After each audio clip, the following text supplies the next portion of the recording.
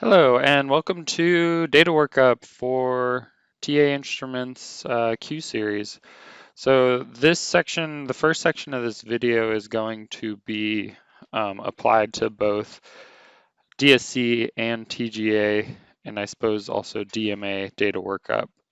So I'm not going to be too specific on instrument model just because we're going to be able to use this one software to analyze all the different data types from the different instruments. So I'm going to go over how to download and install the software. You're going to want to go open a web browser and search for TA Instruments software. And then it should be the first link, software downloads from tainstruments.com. Opening that page, we are going to go down to the Advantage/UA software and download this. So this is actually quite a large file. It's 850 megabytes, and we're going to fast forward through the download, but you don't actually need to install the whole thing.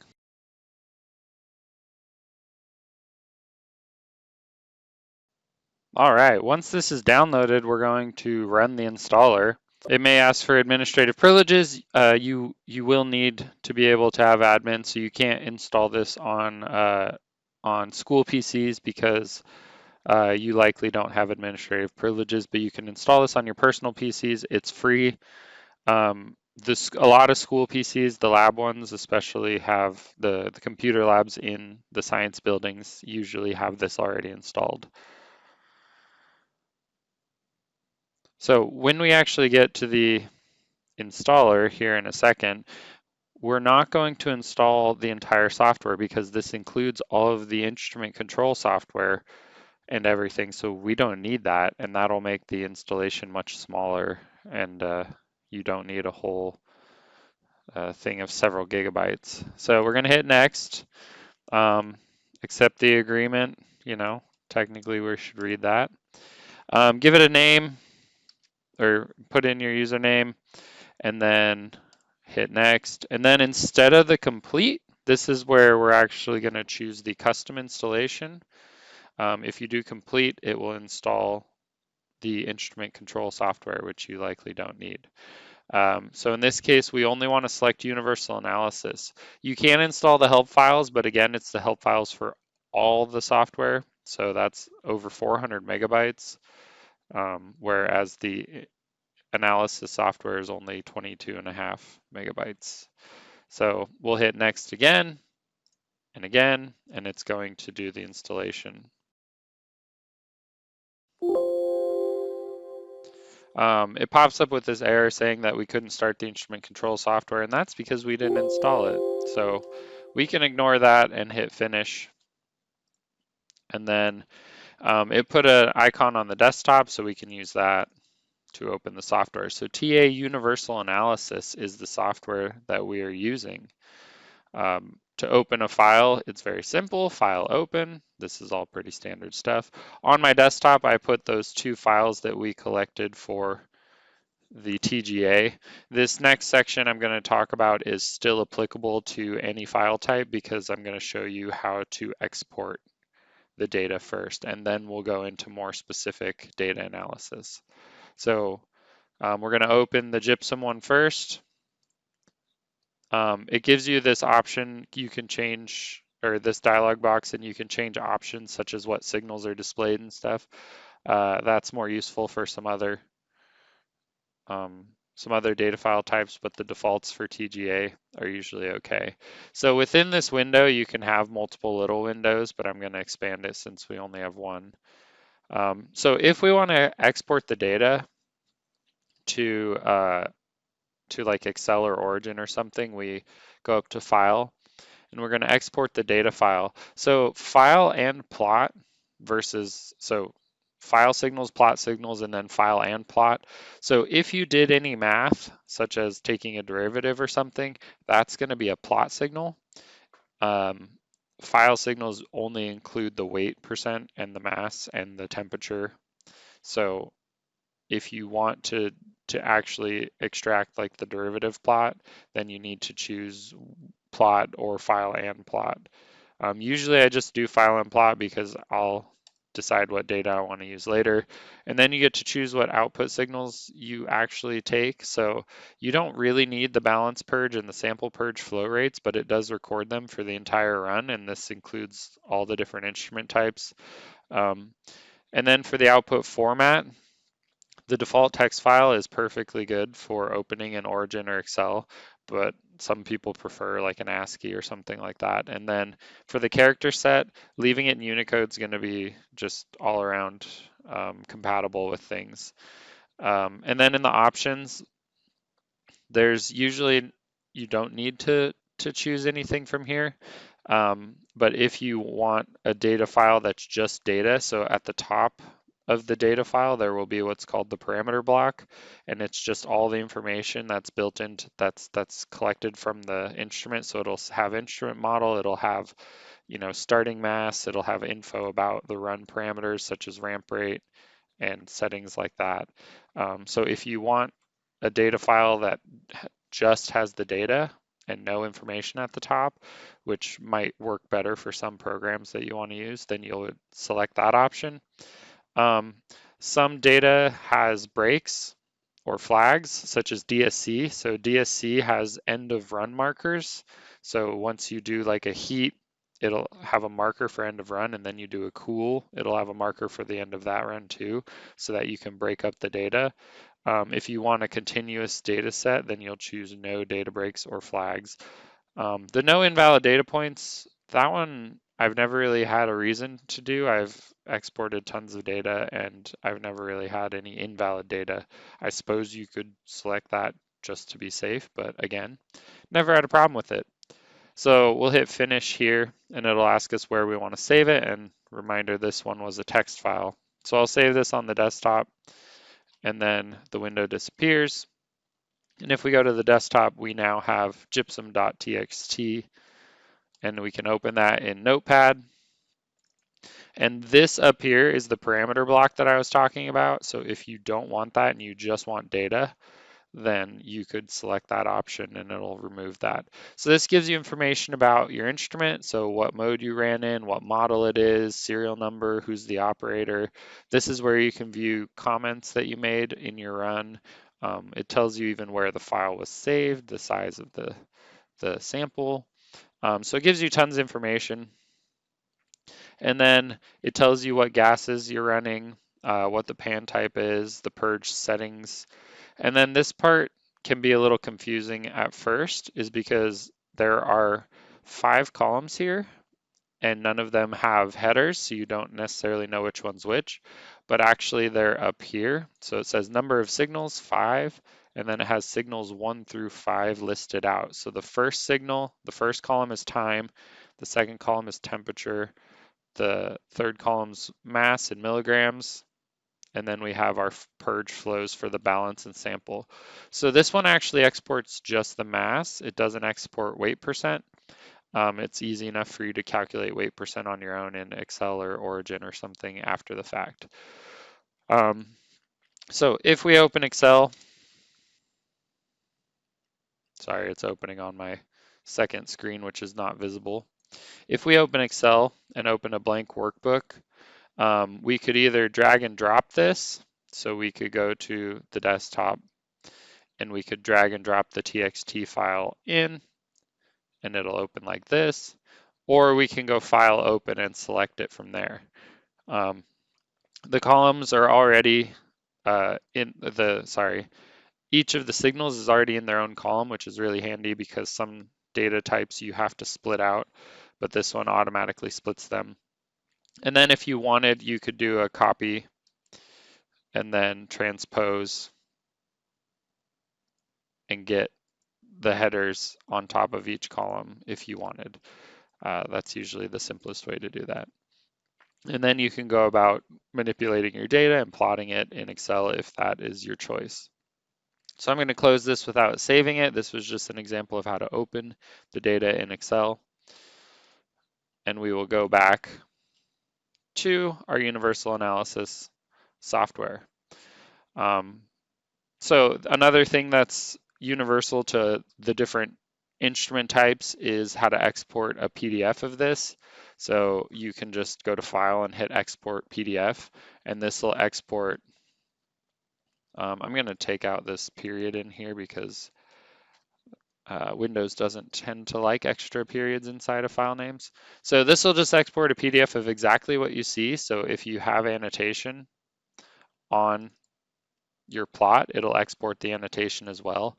One thing that it exports that you don't see on your universal analysis, so up here there's no header. I mean there is, but it's not as detailed as this one. So this one has a more detailed header, but then it exports exactly what you see. So if you had annotations on here, such as mass percents and stuff like that, and weight changes, it would export those as well into the PDF. So this is a handy way to get a quick export of the plot. Now, this isn't replottable in another software, but it's nice to be able to look at it without having the universal analysis installed. If you're emailing it to someone and they don't have universal analysis, it's nice to have something quick to look at, such as that.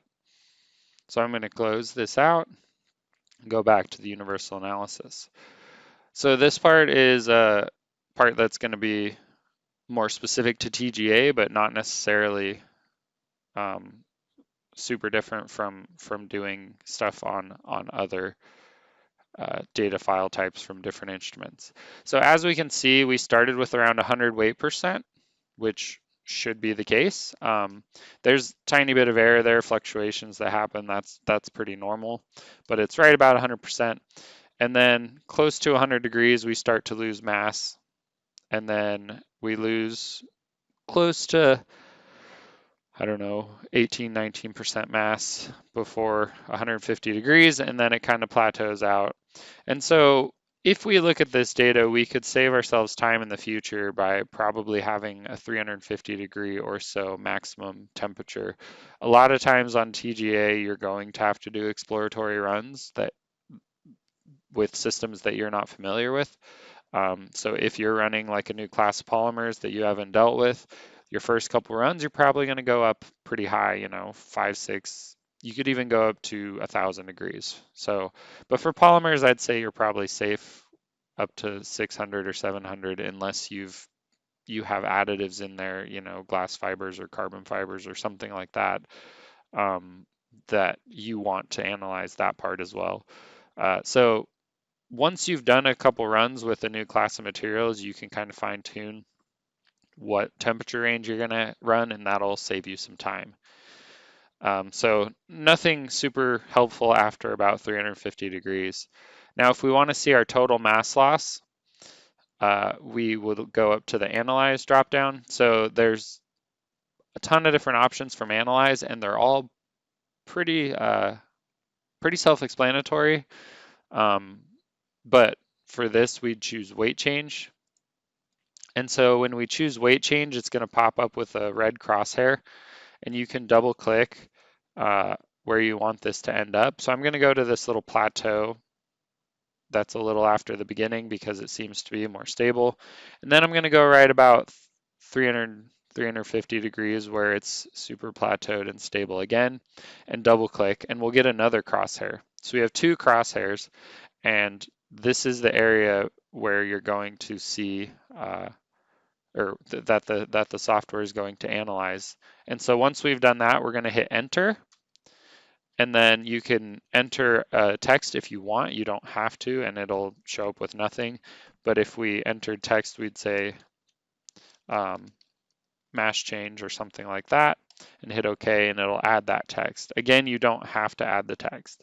And so it'll draw this line that's this horizontal line and show you where it's measuring from, and then it'll draw this vertical arrow that shows where it's also measuring from. You can move this around if you want, to just for aesthetics for how your plot looks. And I'm not sure if you can see it on the recording, but this is very common with this software, is it leaves behind these like little after images of the text. And this isn't like, it shouldn't affect anything, but if you want to get rid of it, you can go up here to the full scale all button, and it'll scale the plot, which gets rid of those little text after images, which not really sure what the deal is with that, but it happens on every computer I've ever used this on. It's pretty common.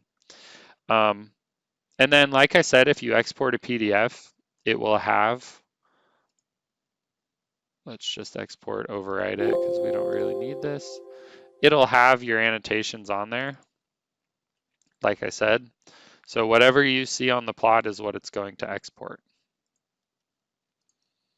Um, So this right here is kind of the whole point of this experiment, is to figure out the mass change. So we got a percentage and a mass. If you want to get rid of this, say you made an error or something, you can right click on it and hit delete result, or you can just delete the label, but usually we just delete the whole result. There's other things you can do. You can right click on the plot and you can hit label point. When you right click on the line, the data itself, it gives you the percentage and I guess it's the X and Y coordinate data values. You can annotate the curve as well, but if we hit label point, you get to choose what you're labeling. So if we want to just see, I want to know what the temperature and weight percent is at this time, then we hit OK. I'm going to delete that and try again because apparently I didn't see. If we hit label point here, I chose weight percent, but it already had y-axis value selected, which is weight percent in this case. So either of those would have given me the same value. You can have it label it in different ways. Instead of drawing a cross, which is the red little crosshair, you can have it draw an arrow to it. And then it's kind of out of the way. The arrow is a little weird because it then like the crosshair disappears and the data is like covered up. So it's pretty straightforward there. Again, there's lots of other things you can do with the analyze functions. So just look through them, play around with them. You can always delete the results that um, you have annotated. Another thing you might want to do is mess with the signals. So if you right click anywhere on the plot besides the data, there's a ton of different options here. Most of these are options that are also from the drop downs at the top. So if we hit graph options, you'll be able to mess with the graph itself. If you want to change the line type, you want dashes, if you want to change the color, if you want to add symbols or anything like that, then you can do that as well. You can add a grid to your plot so that there's a grid showing. That's up to you. You can also change your actual labels on your axes. If you don't like exactly how they've been labeled, then you can do that as well. And then down here's the symbols. Usually there's no symbols for a TGA plot, but you could add symbols if you want, and there's all the options for that there. So another thing you might want to do is change what signals you see.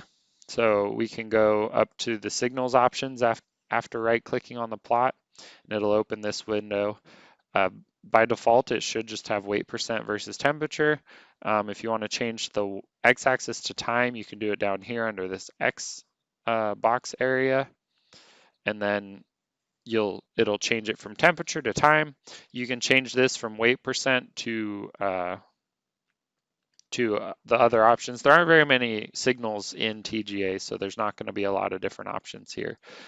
Something that's pretty handy is to do the derivative of the signal. So if we go to Y2 and add weight percent, and under type instead of normal, we're going to do the derivative with respect to temperature because temperature is on our x-axis. The derivative with respect to time should be the same here because we didn't do any weird things with our ramp, but if you did weird things with your ramp, the derivative versus temperature and time might not be identical. So if we add the derivative like that, we hit OK, and it'll show us our steepest point here, and it'll tell us that it looks like there's two different mass loss events occurring within this single mass loss event. And you can kind of see that from this spot right here where the derivative shows that little shoulder is that it's not a smooth continuous mass loss. It looks like it drops a little and then kind of flattens out in its slope and then continues dropping. So that's one of the reasons that the derivative is pretty helpful for data analysis of TGA, is that you can get an idea if there's two different mass loss events. If we really wanted to separate out those two different mass loss events, then we might try and do a slower ramp rate and it might spread out. We might lose all the mass from the first event before the second event occurs. Because these are both likely due to moisture, I don't know how easy it is to separate those two. If we want to get rid of the derivative, we have to go back to signals and then just choose not used on the Y2 option. Zooming in on the plots is pretty simple. You draw a box, click inside of it. If you click outside of it, the box disappears. Click inside of it and it zooms. You can right click and hit data limits full scale, or you can hit the little red full scale all, which is not the exact same as this other red one that's data limits full range. That's if you manually set the range, then it would go to that range. If you go full scale all, it'll do its own scaling. If you want to change the data limits yourself manually, you right click and you go manual rescale, and then it asks you where you want to start. So on the y-axis, it's starting at 80 and it's going up to 105. Maybe if we wanted it to just go to 101. On the x-axis, like we said, we don't really have any useful information after 350, so maybe we do something like that. And then we could probably drop our label interval to 50 and our tick interval to 10. We'll see what it looks like. We can always change it. I think it looks pretty good. And so this is a little, it's not easier to see or anything, but it kind of fills up the space more and uh, makes more use of the open space that we had before. You can do simple annotations if you want. Up at the top here is annotate plot next to the print button. If we click that, you get to type in text such as, this is some text, and then you can have an arrow to point if you want, and then hit OK. And then you get to choose where to put it with this crosshair. So if we want to put it right here, we double click and then we hit enter. And then you can move it around after that. Again, you get this after image. You can do data limits full range. So that rescaled it past our manual rescale, which is unfortunate, but it's not very difficult to get back to that. Again, you can right click and hit delete and it'll go away. So that's actually pretty much it for the analysis for TGA. It's pretty simple stuff. Again, mess around with your analyze options. Those are the main ones that you're going to use. There's lots of graph options. Most of these things are available from right clicking on the plot, but they're also available from the drop downs. You can change most anything you want on the plots. You just have to find out where to do it. But I've shown you the most common things to change and the most common ways to deal with the data for this.